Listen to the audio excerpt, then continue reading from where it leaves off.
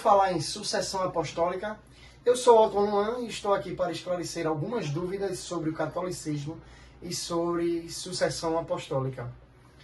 Bom, primeiramente vamos no livro de Mateus, capítulo 16, versículo 18, onde Jesus fala para Pedro: Tu és Pedro, e sobre esta pedra edificarei a minha igreja, as portas do inferno não prevalecerão contra ela. Eu te darei as chaves do reino dos céus.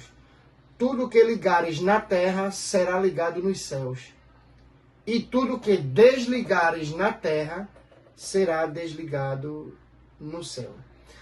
Veja que essa passagem, Deus escolhe especialmente o apóstolo Pedro. No próximo vídeo eu também vou acrescentar mais algumas coisas, onde Deus fala na Bíblia sobre a tradição apostólica, sobre que a gente deve guardar as tradições e seguir o apostolado como Deus instituiu Pedro, né? Temos o primeiro Papa da Igreja Católica como Pedro, né, da igreja primitiva, lá nos séculos 50, no século I, né, no século 50, no ano 50, né? Depois de Pedro, temos Papa Lino, mais ou menos o pontifício dele foi do ano 67 ao ano 76. Anacleto, do ano 76 ao ano 88. São Clemente, do ano 88 ao ano 97. Santo Evaristo, do ano 97 ao ano 105. Santo Alexandre, do ano 105 ao ano 115. E assim sucessivamente. A linhagem, hoje estamos no número 267. Papa Leão XIV, né? Então, antes de Papa Leão XIV, existiram 267 papas, incluindo esses que eu falei, e os anos dos pontifícios deles aproximadamente. Né? Se vocês forem em qualquer fonte, no Google, no GPTV, aquele chatzinho que é e vocês colocarem sucessão apostólica, vocês vão ver todos os papas da linhagem 267, de um por um, e os pontifícios. Como assim, Otton? Como eu falei, né? Lino foi do ano 67 ao ano 76, aí depois o outro papa foi Anacleto, do ano 76 ao ano 88, até nessa sucessividade, até chegar a 2026, que é o ano que a gente se encontra, né? A autoridade papal sempre existiu na Igreja Católica e sempre vai existir através da Bíblia, né? Da tradição e do magistério, né? No próximo vídeo eu vou aprofundar mais um pouco sobre isso de tradição. Algumas pessoas falam: não tem na Bíblia, não vou citar nomes nem denominações, mas várias denominações falam que a tradição não existe, e eu tenho como provar, né? Sola Escritura eu também tenho como provar através da Bíblia, né? E pode até ser uma Bíblia com 66 livros. Se caso for o caso, eu tenho uma Bíblia aqui que tem 66 livros, né?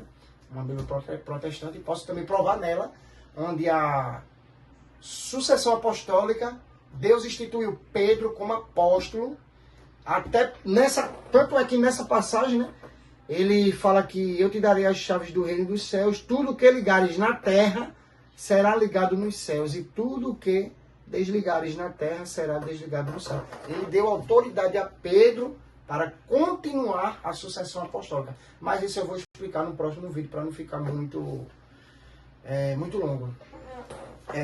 Temos aqui também no Catecismo da Igreja Católica, no parágrafo 880, o seguinte: Cristo, ao instituir, isso aqui é explicando, né, na base bíblica, na base da tradição e na base do magistério. Cristo, ao instituir os 12, instituiu a maneira de colégio ou grupo estável, ao qual prepôs Pedro, escolhido dentre eles. Ou seja, Pedro foi o escolhido dentre todos os apóstolos. Até porque o nome de Pedro ele foi mudado. E Pedro significa pedra, né? Pedro significa pedra. Assim como, por disposição do Senhor, São Pedro e os outros apóstolos constituem um único colégio apostólico, de modo semelhante o romano pontífice, sucessor de Pedro, e os bispos, sucessores dos apóstolos, estão unidos entre si. Somente Simão, a quem deu o nome de Pedro, o Senhor constituiu uma pedra de sua igreja, entregou-lhe as chaves da mesma, instituiu o pastor de todo o rebanho. Porém, o munus de ligar e desligar que foi dado a Pedro, consta que também foi dado ao colégio dos apóstolos, unido a seu chefe. Este ofício pastoral de Pedro e dos apóstolos faz parte dos fundamentos da igreja e é continuado pelos bispos sob primado do Papa. O Papa, bispo de Roma, sucessor de São Pedro, lembrando que o Papa Leão XIV é sucessor de São Pedro, e o perpétuo e invisível princípio e fundamento da unidade, que dos bispos, que da multidão dos fiéis. Com efeito, o pontífice romano quer da multidão dos fiéis. Com efeito, me repetir aqui, desculpem, com efeito, o pontífice romano, em virtude de seu munus de vigário de Cristo e de pastor de toda a igreja, possui na igreja poder pleno, supremo e universal, e ele pode exercer sempre livremente este poder, né? Que é o poder papal.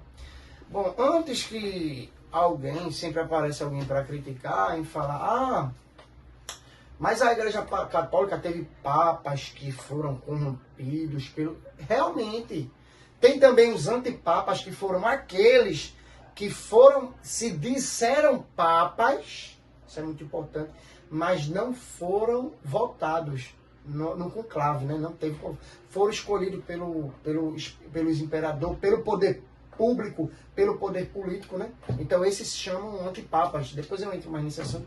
Foram entre 35 e 41 antipapas, né? E existiram também, que foram esses antipapas que foram corrompidos pelo poder político, né? Como, né? Quando Jesus estava na ceia, né? Que a gente costuma falar, não, né? A primeira missa da Igreja Católica, onde Jesus levantou o pão, né? E o cálice e disse: este é o meu corpo. É muito, me desculpe eu falar, mas é preciso você falar. O diabo estava presente, né? Ou não? Né? Estava presente em Judas, né?